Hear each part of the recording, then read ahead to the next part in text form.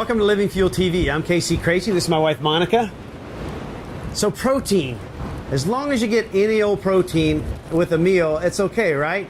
They all do the same thing. It all works the same. It doesn't really matter whether it's from an animal or plant. Is that true? No, unfortunately not. Protein is a fairly complex subject, which we are going to try to simplify for you today. It is extremely complex, and actually, as I said last week, it was my favorite chapter in your book. Chapter 11 is a must-read for every person on the planet. Well, actually, it's interesting because it does not just apply for people wanting to lose weight, as you know. It applies for people wanting to maintain weight, or to increase muscle weight, or to lose weight. It's really so important. Also, the research shows that have enough protein going in and post-surgery even increases the speed at which people recover. So there's so many reasons this chapter is important. So let's first wrap up from last week. What exactly is protein, Casey? I really think that we should think about protein as a source of amino acids. It's really two things. Actually, amino acids are building blocks, and they provide nitrogen. Okay, that's really what you get from them. But protein is broken down by the body, and the building blocks are pulled out of the protein, and those building blocks are used by the body to create things like muscles and tissue and hormones and just about any other thing you can think about in the body. So it's the basic foundation of the human body is made from protein. From protein, among other things. But proteins is a structural nutrient that builds stuff in the body. If you don't have enough protein, that means you don't have enough amino acids. That means that your body is going to have to tear down parts of the body to build another part of the body. So if you go work out and you don't have enough protein, the body's going to tear one piece of the body down to build another piece of the body. So essentially, if you don't have enough amino acids, it is a big problem in the body. It's like tearing down the bathroom to build the kitchen.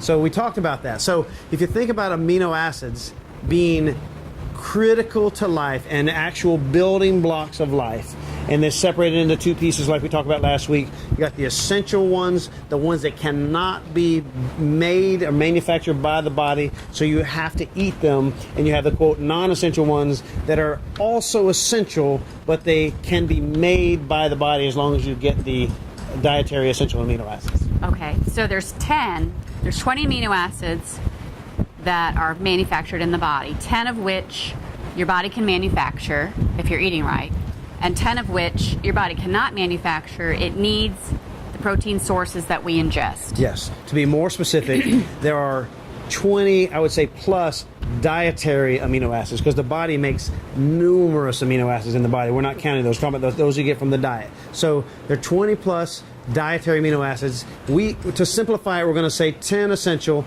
and 10 non-essential. But it's actually, there are 8 or 9 essential for most people, and others are conditionally essential. So 10 and 10 would be a good way to break that down.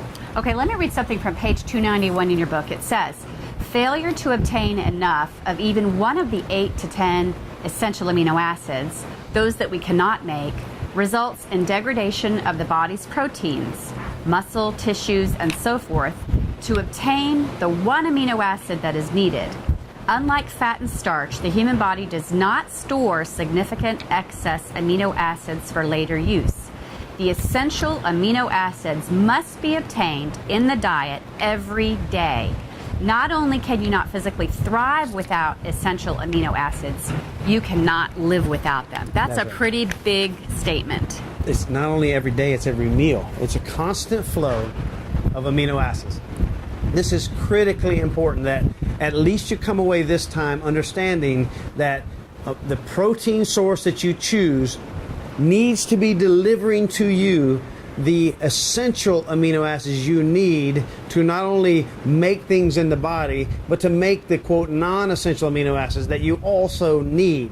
So if your diet is not getting quality protein sources and not getting enough protein, then you are hindering yourself from being all you can be. We hope we have simplified this a little bit more for you. We're going to continue on this subject because it's important. You know what I want to talk about next is what are the sources that we should be eating to get these essential amino acids. Can we cover that next time? We can cover that next time. Okay. Perfect. God bless you and have a great day.